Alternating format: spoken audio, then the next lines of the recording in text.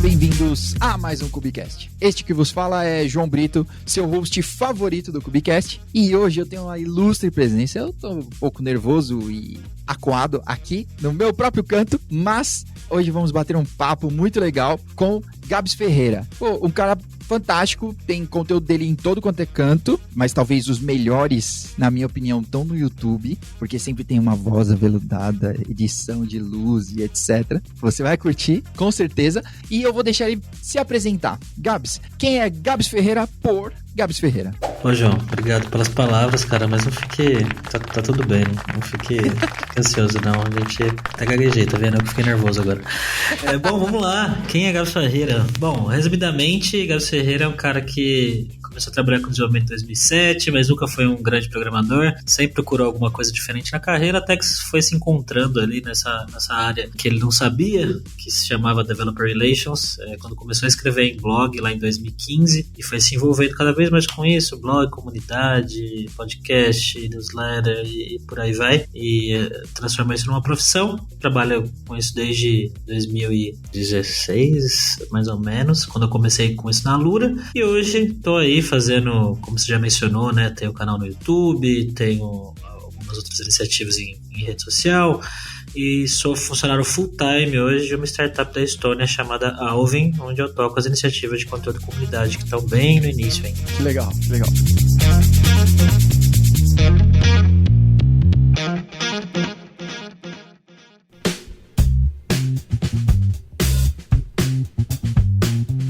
Vamos começar sobre essa história da Alura, né? Uhum. Que a sua história com a Alura é bem grande, né? Sim. Até você falou desde 2016 e conteúdo, assim, né? Então, como foi isso? Um pouco dessa sua descoberta e como isso foi se encaixando como profissão mesmo, sabe? Como isso foi se encaixando na sua vida? Então, como eu comentei com você, né? Comecei a trabalhar como desenvolvedor em 2007, e aí eu passei por várias empresas aqui de São Paulo, até que um dia eu falei, tô cansado de desenvolver em .NET, Java, vou fazer alguma coisa diferente. Fui fazer um curso na Kaelon, de desenvolvimento iOS. Kaelon, para quem não conhece, é a primeira empresa do que hoje a gente chama de Grupo Alura. E acabou que eu nunca trabalhei com iOS, nunca fui efetivamente fazer isso, né, trabalhar com isso, mas eu fiquei amigo do cara que foi meu instrutor, e mais ou menos 1 ano e meio, 2 anos depois de amizade, aí um dia tomando uma cerveja, eu tava falando que eu tava cansado dessa vida de consultoria e tudo mais, e queria fazer alguma coisa diferente. Ele perguntou se eu não queria dar aula na Kaelon. Eu nunca tinha dado aula na minha vida, mas eu achei uma proposta interessante, ele me indicou lá, eu passei por um treinamento, comecei a dar aulas, aprendi muito nesse processo, tanto da parte de teoria mesmo, né, e muita coisa de programação que eu acabava não tendo tanto conhecimento no dia a dia por talvez não ter estudado direito a base lá no passado, mas eu estudei muito e me aprofundei bastante. E também durante esse período aí que eu comecei a dar aulas, né, que eu dei aula por bastante tempo, foi quando eu aprendi a falar em público, né, a me apresentar, a não ter vergonha.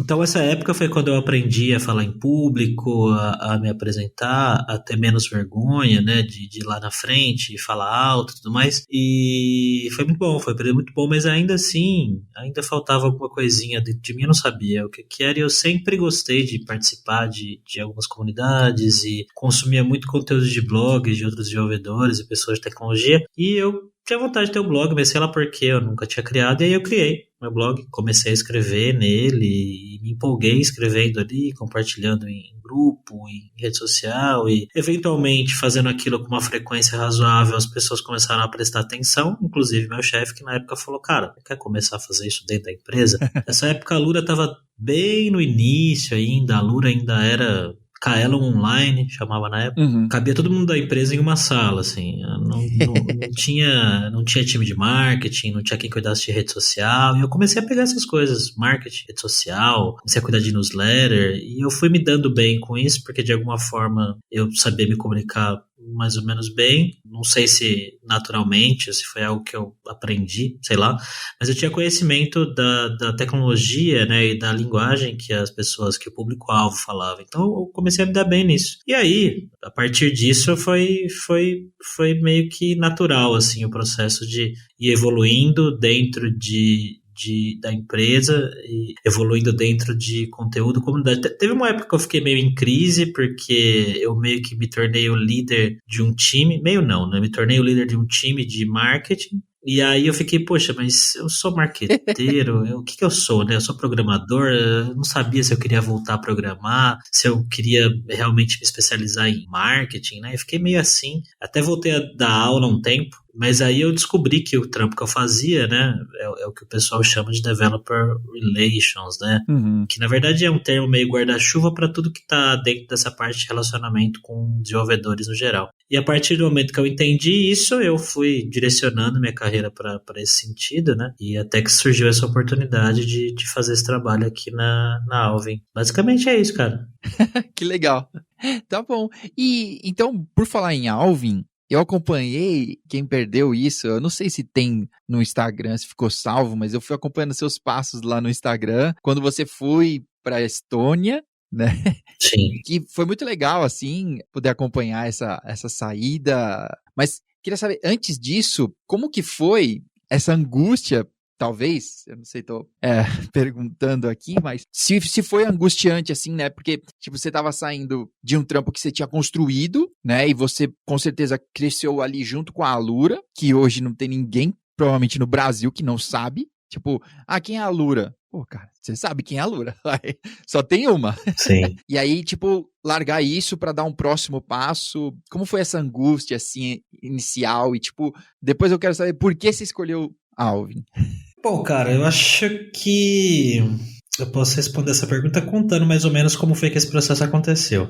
Eu não estava procurando ativamente um outro emprego, mas eu tenho bom, já falamos isso, eu tenho um canal no YouTube e eu faço algumas parcerias de conteúdo com empresas lá. E um dia eu vi um cara postando no LinkedIn sobre como a empresa dele era legal e como pagava bem e tinha funcionários isso e aquilo. Eu confesso que eu nem li direito o post, eu só vi o cara falando bem ali, vi que tinha um monte de gente engajando, e eu mandei uma mensagem pro cara e falei, você não quer, de repente, vamos conversar aí dessa sua empresa aí, que contrata brasileiro, parece legal, né, vamos fazer uma parceria no meu canal lá, vamos marcar uma conversa. E o cara nunca me respondeu. Nunca não, né? Ele não me respondeu. E aí passou, sei lá, 1 mês, 2 meses. E eu lembrei disso, do nada, assim, eu lembrei. Aí eu fui lá ver a mensagem e falei, você viu minha mensagem aí, cara? Vamos conversar. Aí ele me respondeu na hora. Falou, pô, vamos. Eu vou te dar uma moral aí, porque você trabalha na Lura. E eu já ouvi falar bastante na Lura do canal do meu influenciador favorito, que é o Pedro Loz, do Ciência Todo Dia. Vamos conversar. Tá bom. Aí marcamos uma conversa. E esse cara se chama Guilherme Lozano. Ele era, né, agora ele acabou saindo, mas ele era um dos recrutadores da Alvin, e aí a gente conversou, eu mostrei para ele meu canal, expliquei como que as parcerias funcionavam e tal, como que eu fazia os conteúdos, e aí ele falou, legal, mas você não quer vir trabalhar aqui? Eu falei, não sei. Cara, eu confesso pra você que eu não tinha nem entendido direito o que eles faziam, assim, eu tinha tido bem por cima. Eu falei, não sei, cara. Ele falou, não, porque parece que você tá fazendo aí um trampo legal e a gente tá numa fase de tirar o produto do beta e começar a vender e talvez alguém com a sua experiência seja legal, blá, blá, blá. Eu falei, tá, deixa eu pensar um pouco, dar uma pesquisada aí sobre a empresa, né, entender melhor o que vocês fazem e tal. Ele falou, não, beleza. Ele mandou uns links. Eu achei uma palestra de um dos desenvolvedores explicando sobre o produto num grupo de engenharia de dados aqui do Brasil e assisti a palestra, li os materiais e falei, pô, da hora, legal. Vamos conversar. Falei, vamos conversar. Aí marcamos uma conversa com os founders, né? Que é um cara inglês e outro da Noruega. E aí a gente conversou, eu falei o que eu fazia, eles falaram, tá legal, mas a gente não tem uma posição aberta agora aqui, o que você acha que você poderia fazer aqui? Aí eu falei, me dá um tempo que eu vou preparar uma apresentação aí para vocês. E aí, a partir desse momento, João, eu fiquei um pouco obcecado a ideia de mudar de emprego, porque eu estava na Lura há 8 anos e eu cresci lá, né? Eu vi muita coisa mudar, eu fui parte de muitos projetos, mas eu cheguei num ponto onde eu estava meio sem saber muito bem, assim, para onde crescer, sabe? Eu estava me sentindo meio fazendo um pouco mais do mesmo, não tinha muita certeza se era aquilo que eu queria fazer, então eu comecei a eu já tava meio assim há um tempinho, e aí quando surgiu essa oportunidade, eu falei, cara, eu acho que eu vou abraçar isso aqui, é isso. Uhum. E aí eu fiz uma apresentação para os caras sobre como que seria o meu trampo na Alvin, falando sobre minha experiência, apresentei para eles, meio que convenci eles a me contratar e rolou, basicamente rolou. E assim, óbvio que a mudança, ela foi... Eu fiquei com um pouco de receio assim no início, né? Mas aí conforme eu fui conhecendo as pessoas da empresa, fui fazendo mais entrevista, o processo todo durou uns 2 meses, assim. Eu fiquei conversando com os caras todo dia no Slack, trocando ideia, explicando o que eu faria, perguntando coisa pra eles, e eles perguntando coisa pra mim. Então foi um processo bem diferente. E no fim das contas, né? A Lura, eu continuo tendo uma parceria com eles, né? Eu ainda faço coisa com eles, ainda faço podcast. Então eu saí como funcionário em tempo integral, mas eu ainda meio que sou da Lura, sabe? Não saí totalmente. Legal, legal. Um processo seletivo estranho, no mínimo, né? Porque você criou a vaga, você convenceu eles a te contratarem. Exatamente. Que da hora, que da hora. E esse lance da Estônia, né? Que tive que olhar no mapa onde ela ficava, que não é tão famosa quanto os seus primos ali da Europa, mas eu vi que eles têm umas... Como é famoso ali, eles têm uma cervejinha diferente e Alvin tem bem essa cara de startup. Então, o que tem de tão diferente assim, né, lá na Alvin, que te fez se dedicar a esse trampo de convencê-los a, tipo, eu tenho algo para dar para vocês e com certeza vocês têm algo que eu possa investir, né, onde eu tô colocando sementes aqui, onde eu tô investindo? Bem, eu acho que a primeira coisa que me chamou a atenção, assim, logo de cara, foi que a empresa da Estônia e quase metade da empresa era brasileira. Eu falei, nossa, mas por quê, né? Por que tem tanto brasileiro lá? Aí eu fui atrás e aí eu comecei a ver algumas postagens de outros funcionários. Inclusive o Lucas Lourenço é um cara que posta bastante no LinkedIn. Se você que está ouvindo aí tem LinkedIn, é bem provável que já tenha visto algum post dele, porque ele posta todo dia e ele fala da empresa e ele fala bastante sobre trabalho no exterior e tal, e é bem provável que já tenha passado na sua timeline em algum momento. E, bem, então primeiro foi isso, né? Depois eu fui descobrindo que eles pagam um salário bem legal. Eles têm uma política de adaptar o salário de acordo com o país, então eles têm um salário base da Estônia, né? E aí, para cada país, para cada pessoa de países diferentes, eles pegam esse valor e multiplicam pelo país da pessoa. Aí eles têm um cálculo maluco que eles fazem lá, mas no fim das contas eu não ganho em euro, né? Eu sou CLT, contratado por uma empresa terceirizada, mas o salário ele é meio que proporcional se a gente for comparar com o salário do pessoal de lá. Então isso foi uma coisa que me chamou bastante atenção também. Uhum. Foi uma coisa bem, bem interessante, assim. Além disso, a possibilidade de criar uma coisa do zero, de ter a possibilidade, né, de dar vida a uma área dentro de uma startup que ainda tem pouquíssima gente e que está dando seus primeiros passos. Óbvio que isso não é tão fácil quanto parece, né? Porque uma coisa é você falar, pô, que legal, vou criar uma coisa do zero, e outra coisa é você efetivamente estar lá e criar uma coisa do zero, né? Eu tô sentindo isso agora na pele, porque a gente ainda tá em muita a gente ainda tá numa fase de muita criação de processo, organização, então muita coisa muito crua ainda, muito ambiente ainda que não tá propício para certas coisas, então a gente ainda tá engatinhando em vários aspectos e isso às vezes é difícil, sabe? Não é... Eu tava muito confortável na Lura, né? E aí eu tava naquelas, não, quero sair da zona de conforto. Aí agora eu tô desconfortável. O desconforto não é confortável, né? É foda, porque você tem que todo dia, tem que tá afim mesmo, disposto, né, de botar as coisas em ordem, de criar processo, de falar com as pessoas, de puxar ali, criar cultura, enfim, é bastante trampo. Mas enfim, salário, oportunidade de criar coisas do zero, levar o nível da minha carreira, né, do meu trabalho a um nível global, né, porque querendo ou não, eu estava muito focado em Brasil e pessoas que falam português. Oportunidade, então, de fazer isso, né? De atingir um público mais amplo, mais de fora e trabalhar com uma empresa de fora mesmo, né? Ter essa experiência de viajar e ir para fora. Eu não moro na Estônia, né? Eu fui lá para fazer onboarding, fui lá para o retiro de verão. Eles bancam 2 viagens anuais para você ir para a Europa. Então, só isso também já é uma coisa muito, muito legal, né? Que para quem é brasileiro sabe que só comprar uma passagem para a Europa já é uma fortuna, né? Já vai mais de salário. Exatamente, e ter essa oportunidade de viajar lá 2 vezes por ano e estar lá com as pessoas e ter essa experiência de estar junto e tal, é muito bacana. Agora, sobre DevHel, eu acho muito legal esse nome, me identifico bastante com a sua trajetória, assim, acho bem legal, mas tem mesmo esse lance, né, de que inventar as coisas dá muito trabalho, né, ser o primeiro a fazer, de criar e pôr nas costas, assim, beleza, eu vou fazer, dá muito trabalho e precisa se dedicar muito, né, e principalmente em startup, né, ou empresas pequenas, você não tem muito com quem contar, digamos assim, né? Tô fazendo aspas aqui, porque cada um tem a sua bucha para resolver, né? Tem aquela vertical que ele tá cuidando, assim, é mais ou menos isso. Então, tem que ralar muito, né? E é um desafio bem grande, né? Parabéns aí, que da hora.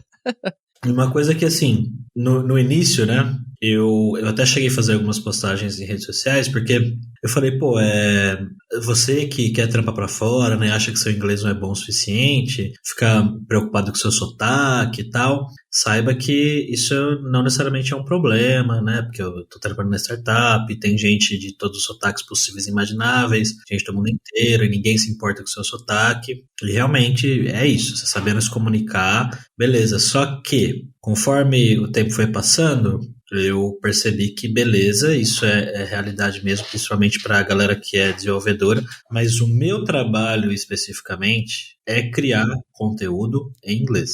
E uma coisa é você fazer reunião e se comunicar, e outra coisa é você escrever artigo, é você escrever documentação, é você gravar vídeo em inglês. E eu tô tendo uma dificuldade com isso, cara. Tanto que eu vou começar a fazer umas aulas avançadas de inglês agora, semana que vem, porque eu sento pra gravar vídeo, eu tô gravando vídeo de documentação, pra documentação, né? De funcionalidade, assim. Vídeo tipo, essa funcionalidade funciona assim, clica aqui, sabe? Coisa bem basicona, assim. Parece que eu nunca gravei vídeo na minha vida em inglês.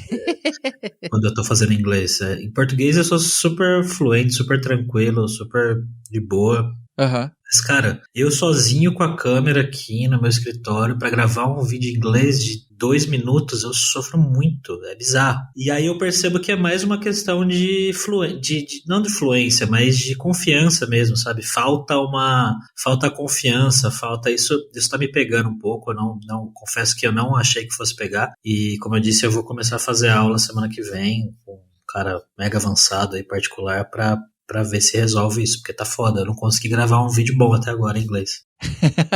Eu imagino, porque eu acho que você resume muito bem, né? Uma coisa é numa call, Sim. né, com seus colegas de trabalho, e terminou a call, um abraço. O que eu falei, e o que eu não falei, não falei. Já era. Agora, outra coisa é gravar um vídeo que vai ficar lá na doc, que vai ficar na home, que vai ficar em algum canto para sempre.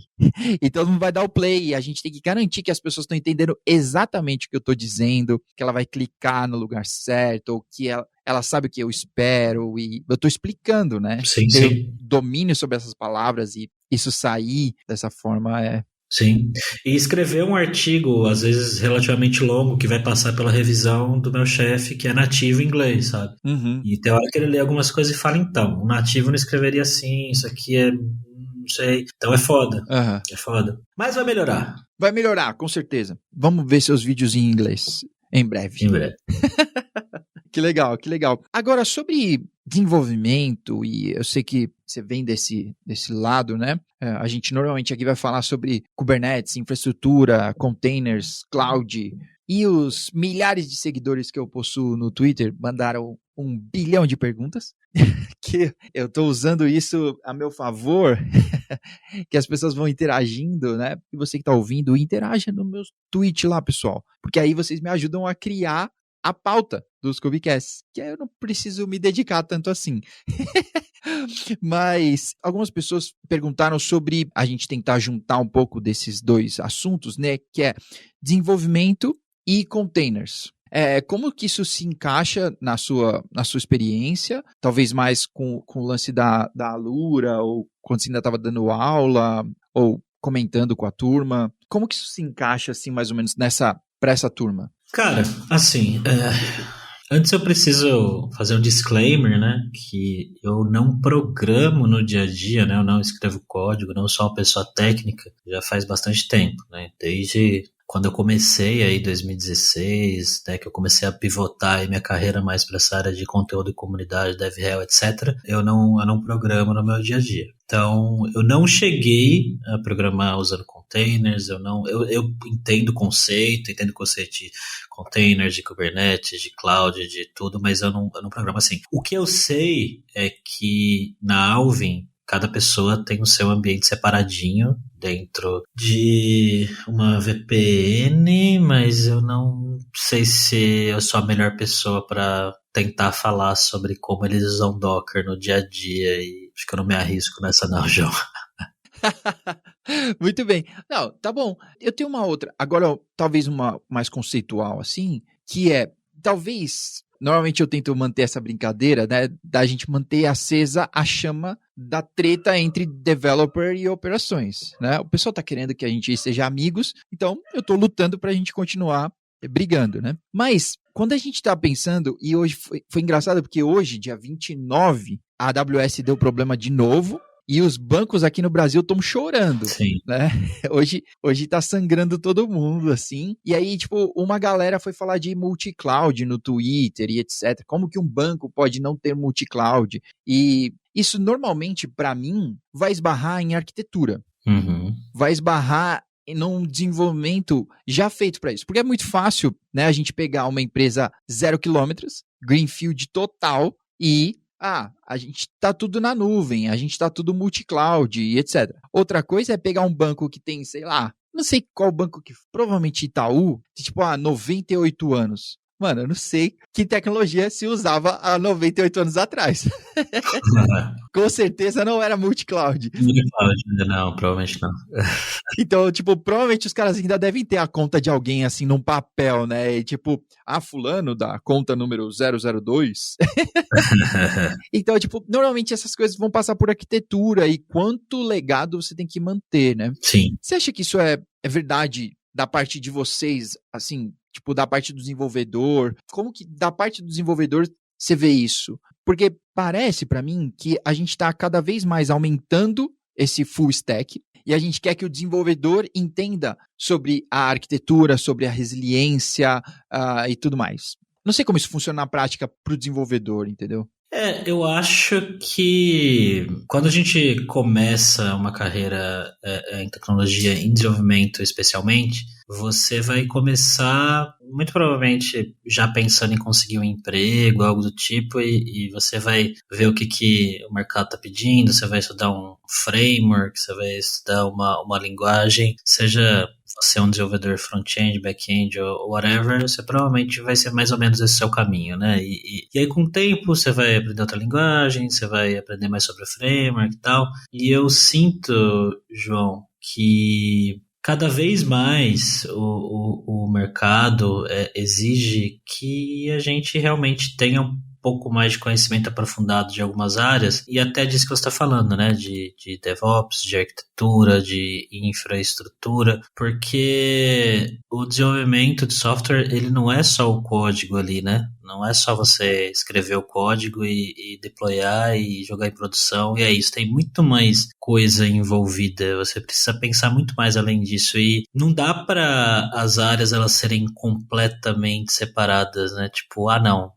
isso aqui não é problema meu, isso aqui é problema da infra, isso aqui é problema da galera lá, eles que se virem, entendeu? Eu acho que cada vez mais a gente vai ficando mais integrado, e a necessidade de você ser o que até o Paulo lá da Lura bate bastante na tecla, o pessoal fala que é o dev in T, que é a pessoa que ela tem um conhecimento aprofundado em desenvolvimento, mas ela precisa agregar algumas outras coisas ali em volta, né? Então, aprender um pouco de infra, aprender um pouco, sei lá, de design, aprender um pouco de agile, para você ter essa bagagem de conseguir antecipar certos problemas, ter uma visão que, tipo, não é porque, putz, eu não mexo com isso diretamente no dia a dia que não é problema meu, sabe? Uhum. E realmente pensar além. E eu sinto que, assim, o mundo mudou muito, né? O conhecimento que a gente tem hoje em dia disponível tá muito amplo e é muito mais fácil hoje, se eu quiser agora, por exemplo, sair daqui e fazer um curso, ler um artigo, ver um vídeo sobre multi-cloud, que é um assunto que eu não domino, e em 2 horas eu entender pelo menos um pouco sobre isso, que se torna uma coisa que eu acho que as pessoas realmente deveriam se preocupar em seguir, sabe? Em ir um pouco além do só o trabalho que você faz, ir um pouco além do básico que você faz no dia a dia e descer umas 2 camadas ali, entender como, putz, o que acontece com a minha aplicação quando eu deployo ela aqui? Como que funciona o Docker por baixo dos panos? O que ele faz, né? O que o cloud, quando uma solução é multi-cloud, como que, né, entender as coisas ali por trás e sei lá, tô divagando já, tá? mas eu acho que faz sentido sim entender mais sobre e eu sinto que, principalmente para profissionais com mais experiência, né? A pessoa que já é mais sênior ali, que já entrega o arroz com feijão há muito tempo, ela descer um pouco alguns níveis, entender as coisas mais a fundo e sim, saber mais sobre como outras áreas da empresa e da aplicação funcionam, além do que o trampo que ela faz no dia a dia. Ah, que da hora. Eu adorei o final, porque você falou agora que saber um pouco mais do que as outras pessoas do trampo, né, ou da empresa fazem. Sim. E que às vezes a gente tá fechado aqui nos devs e nas operações, assim. Sim. Né? Mas quando que o foco total da empresa é o cliente, né? É de lá que vem o dinheiro para todo mundo. Só tem um jeito do dinheiro entrar. Se a gente quer que ele chegue até o nosso bolso, ele tem que entrar, né? E parece que todo mundo deveria estar olhando para isso, né? Olhando para, tipo, pro cliente, a satisfação do cliente. E aí todo mundo está envolvido nisso, né? Poxa, por que eu vou mudar a arquitetura da minha aplicação? Ah, não, para a gente ser mais resiliente, para os caras de operações poderem deployar isso aí em multi-cloud, e aí o cliente nunca está offline, sabe? Nunca, né? Hoje o exemplo do banco que a gente estava brincando é que hoje o Pix não estava funcionando, né? A AWS balançou, todo mundo chora. Sim. Mas aí, tipo, tá bom, eu vi um monte de gente, tipo, brincando, mas, pô, a AWS aqui é o problema. Não, né, gente? Se eu sou o dono do Nubank, eu ia dizer... A dona, eu acho que são uns 5 sócios, sei lá. Aquele pessoal rico que eu nunca vou conhecer. Eu ia dizer, gente, esse não é um problema da AWS, esse é um problema nosso. A gente que não tá resiliente o suficiente, né? Dizendo... né, devaneando aqui que esse seja o problema, tá bom, pessoal? Eu sei que quando esse episódio sair, já vão ter descoberto qual foi exatamente o problema e provavelmente não foi esse. Mas só passar a bola, eu acho que é a mesma coisa que a gente fazia há uns anos atrás, que quando tipo, esse problema não é meu, é do fulano. Esse problema não é meu, é do fulano. Enquanto, tipo, se a empresa der certo, ela dá certo para todo mundo. É lógico que, dadas as proporções, né, o dono vai ficar mais rico que alguns outros, provavelmente, mas você também vai dar certo para você, né? Tipo, a empresa cresce, você tem outras oportunidades, você também vai poder crescer, ou simplesmente o fato da empresa não fechar e você ter que achar outro emprego, já é um bom benefício. Com certeza. As coisas continuarem, né? Com certeza. Só poder continuar pagando os boletos, né? Já é um bom benefício. Sim, com certeza.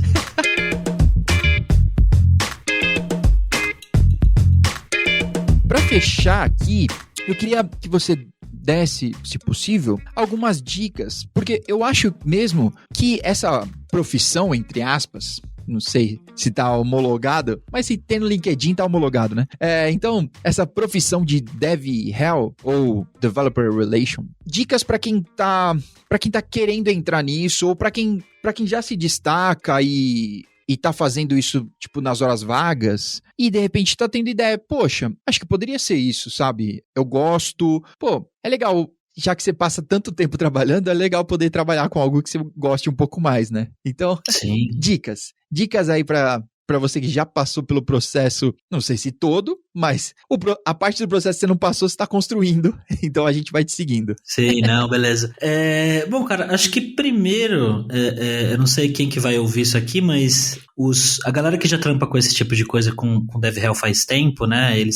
Os puristas aí do DevRel, eles falam que DevRel não é a mesma treta do DevOps, né? DevRel não é cargo, DevRel é uma área, né? E não é uma coisa nova também, né? A gente tá falando disso, às vezes a gente fala, né, como se fosse uma coisa nova, assim, mas não é, né? Das primeiras vezes que se ouviu um termo relacionado a DevRel, que é o de Developer Evangelist, foi lá nos anos 80, quando um cara chamado Guy Kawasaki, que era um dos marqueteiros lá da Apple, meio que cunhou esse termo aí para trazer uma galera para desenvolver aplicativos, acho que era pro Apple II na época, eu não lembro. Então não é novo, né? Mas esse cargo, né?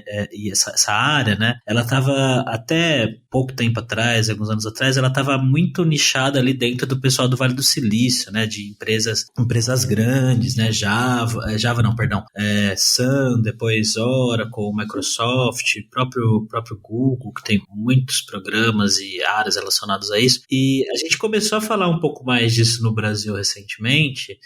Eu sinto que por várias razões, mas as principais, na minha opinião, são a nossa escassez de mão de obra, né, a necessidade das empresas contratarem com frequência e o tempo todo e perceberem que não adianta só ficar abrindo vaga e postando na Cato, tem que se relacionar com a comunidade, tem que ter iniciativa e tem que formar gente, enfim.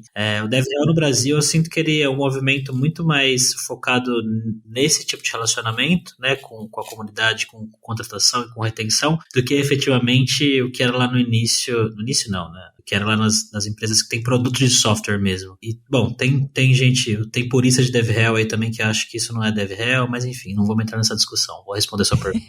Cara, eu acho que para quem tem vontade de seguir essa área, que tem vontade de fazer esse trampo, eu acho que a primeira coisa é você efetivamente se relacionar com alguma comunidade. Esse relacionamento pode ser em rede social, pode ser em grupo, pode ser em evento presencial, pode ser criando conteúdo, fazendo live, pode ser escrevendo artigo, pode ser fazendo podcast, que nem você está fazendo aqui, que querendo ou não, acaba sendo uma maneira de developer relations, né? Porque em seu estado puro, developer relations, na minha opinião, é a relação de desenvolvedor para desenvolvedor, né? E por que isso é tão valioso hoje em dia para as empresas? Porque numa empresa como a que eu trabalho, por exemplo, que a Alvin tem um produto de software para desenvolvedores, é muito difícil você não ser desenvolvedor, você não ter background técnico, você ter um background de marketing, por exemplo, e tentar vender uma ferramenta de linhagem de dados para engenheiro de dados. É a mesma coisa que empresa que vende solução de cloud, né? A AWS, o Google, eles têm pessoas evangelistas, têm pessoas de developer relations justamente para o quê? Criar conteúdo, criar artigo, relacionar a comunidade, porque quem é dev, quem é de tecnologia, não vai ouvir um marqueteiro falando de cloud, né? Falando de cluster, falando de Kubernetes. Sim. Claro que depende muito do contexto, mas eu já vi, por exemplo, em evento presencial, uma pessoa subir lá e fazer uma puta palestra técnica foda, e aí no final sobe um marqueteiro da empresa lá pra tentar vender o negócio pra galera, e a galera levanta e sai andando. Exato. Sai da sala, entendeu? Uhum. Então, enfim, mais uma vez estou divagando aqui, mas eu acho que para quem quer começar, que se interessa por isso, começa a se relacionar de alguma maneira, começa a criar conteúdo de alguma maneira, siga pessoas que você vê como referências, comece a olhar as empresas que contratam para isso, veja as vagas aí, o que essas vagas pedem, né? E dependendo de como for, faz que nem eu, se joga. E às vezes você pode criar essa área dentro da sua própria empresa, sabe? Tem muita gente querendo isso, tem muita empresa querendo se relacionar com comunidade e não sabendo nem por onde começar e E às vezes você pode ser a primeira pessoa a dar espaço aqui dentro. Acho que é isso, cara. Que legal, que legal. Olha, eu concordo total. Acho que dá pra gente ver quando a pessoa, ela não é da área, ela tá falando palavras que ela decorou, como se fosse um texto, né? E tipo, é um monte de palavra solta. Acho que na última KubeCon que eu fui, 2019, e eu tô ansioso, ela tá aqui um mês, tem a próxima, né? Mas sempre tem, né? Tem algum keynote assim, que é tipo, o keynote vai ser. Aí eles não falam de quem é a pessoa, né? Mas, vai ser um keynote da IBM. Você já sabe que é tipo, putz, cara, vai ser palestrinha de venda, né? Pra tipo falar, olha, tem um novo produto aqui que é muito foda. E é algum marqueteiro que vai lá com uma camisa sem gravata e dobrada pra parecer gente como a gente, né? Mas a gente sabe que não, amigo. Então, eu acho que tem disso, né? Eu acho que o Dev Hell tem esse lance dessa proximidade, né? Sim. Então, acho que é legal essa dica de participa primeiro, né? O Dev Hell provavelmente é uma consequência do que você tá fazendo já, né? Do trampo. Sim, com certeza. O Dev Hell, ele é uma maneira de se... É que assim, né? Se eu começar a falar aqui, eu já vou entrar em um monte de coisa, mas assim, no fim das contas, quem quer fazer esse trampo, né, principalmente para empresas que querem fazer esse trampo, você tem que oferecer alguma coisa para as pessoas que você está querendo criar uma comunidade ali e se relacionar. E essa coisa não pode ser o seu produto. O seu produto está no meio disso. Você tem que oferecer um meio para chegar no fim. O seu produto pode ser o fim, mas não pode ser o objetivo final. Uhum, legal. O objetivo final é resolver um problema de negócio, enfim. Legal. Ótimo. Maravilha. Olha aí, Gabs, pra gente terminar, então, vamos às nossas recomendações. Vamos. Recomendações da semana, ou recomendações do episódio aqui. Então, eu vou começar, né? Como eu tenho bastante educação aqui, eu sou o dono desse podcast, eu vou começar. Eu vou indicar um filme que já é meio velho, que se chama Burnt. É um filme de cozinheiro, assim, com o Bradley Cooper, um gato. Que você pode assistir só pra vê-lo, mas também tem uma história, né, se você quiser ver pela história, que é sobre isso, como se fosse um filme do MasterChef, sabe? Que tem tudo que eu odeio. Que se tem uma parada que eu odeio no MasterChef, é o lance da galera, sim, chefe, ok, parece tipo um meio exército, assim, eu acho muito ridículo. Tá? Me desculpem, chefes, mas eu acho. Mas o filme é muito legal, né? Tem uma historinha, tem porquês, assim, e o cara tá tentando ganhar a estrela Michelin, assim, lá no restaurante. Então é bem da hora. E se você não curte muito a história, dá pra ver o Bradley Cooper. E dá pra ver também o cara que faz parceiro com ele nesse filme, é o cara que fez o Intocáveis americano e fez Samba também, que agora eu esqueci o nome dele. Que ele, inclusive, vai fazer um samurai negro, que vai ser da hora. O primeiro samurai negro, putz, não sei o nome dele. Enquanto o Gabs vai dar a dica dele, eu vou achar o nome dele aqui. O meu tipo de mídia preferido é podcast, que eu consumo a maior parte do tempo, que eu consumo quase todo dia. Eu ouvi um podcast recentemente, muito legal, de um cara que era um dos hosts do meu podcast favorito que acabou, que se chama Reply All, mas é um podcast chamado Crypto Island. Se pronuncia Crypto Island, né? Mas se escreve Island. Que é uma série sobre cripto, né? A motivação inicial para o cara começar a fazer essa série foi que ele descobriu que existe uma ilha de verdade, onde você pode comprar terrenos com criptomoeda e só mora gente que tem... Muitas. Que comprou essas ilhas lá. Exatamente. Gente que comprou um Bitcoin quando era barato. Exatamente. Só que aí ele mergulha nesse universo de cripto e blockchain e vai em evento disso e assim, é muito, muito, muito louco, assim. É em inglês, mas não tem muitos episódios. Tem aqui 1, 2, 3, 4, 5, 6, 7, 8 episódios até agora. Mas é muito legal. Da hora. Muito interessante mesmo. Mais ou menos 1 hora cada um. Eu escuto geralmente quando eu vou na academia, eu saio pra caminhar e é muito bom. É muito foda. Da hora. O nome do cara é Omar Sy, ou Sai, sei lá, Omar SY. Mas eu descobri que tem uma galera, ó, o Barão Zimo tá lá, a Alicia Vikander tá também. Pô, tem uma turma.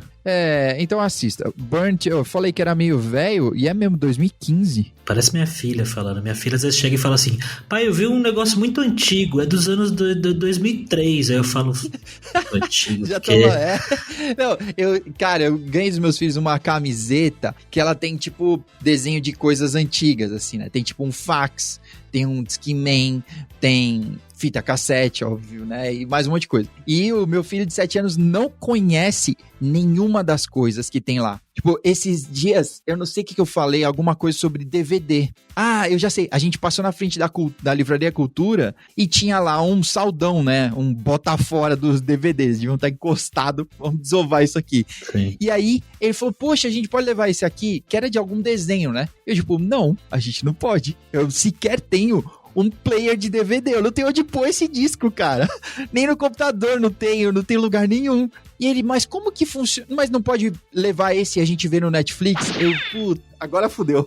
Explicar isso aqui vai ser muito complexo, cara. Só não pode e vão embora. É isso. Cara, tecnologia é osso. 2015 já ficou tarde, né? Tá louco. Quanta coisa mudou, né? Desde então, principalmente se a gente for falar de tecnologia, né, da nossa área mesmo, quanta coisa não mudou desde 2015? Pode crer. Nossa. Não, 2015 tava surgindo o Kubernetes. Pois é. Olha aí. Já tem documentário até hoje em dia falando como se fosse um tempo longínquo, né? Você chegou a ver o documentário? Sim, é verdade, é verdade. Há muito tempo atrás, quando não existia Kubernetes. Pois é. Pode crer. Muito louco. Gabs, olha, muito obrigado pelo papo, muito obrigado por ter aceitado gravar esse tempo aqui, dar esse tempo pra gente. Muito obrigado vocês que estão nos ouvindo até agora. E se você quiser deixar suas últimas palavras aí, nesse podcast, claro. Gabs, fica à vontade. Bom, cara, obrigado pelo convite. Sempre gosto de participar de conteúdos aí da comunidade de tecnologia brasileira. Acho que a gente já falou, né? Tem um canal no YouTube lá, onde eu faço bastante entrevista com o pessoal de empresas, trago cases. Eu vou começar a me aprofundar mais agora no universo de dados. Eu preciso aprender muita coisa relacionada a isso. Eu preciso me jogar nesse universo mesmo. Eu vou começar a fazer lives semanais, aprendendo coisas de dados, montando pipeline, analisando pipeline. Nem sei os termos, tá? tô falando aqui só. Mas usando ferramentas de dados, talvez mexendo com um pouco de Python ali, e bastante SQL, enfim. Eu vou me aprofundar nisso e quem quiser me acompanhar, vou estar lá no Twitch, meu link vai estar em algum lugar. Eu passo pra você depois. Pode crer. Então, os links vão estar aqui embaixo.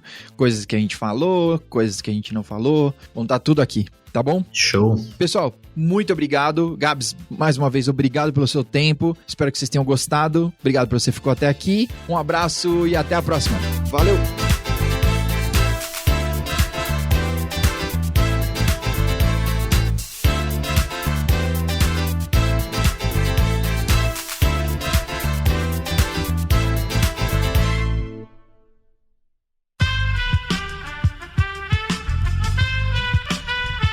Esse podcast foi editado por Aerolitos Edição Inteligente.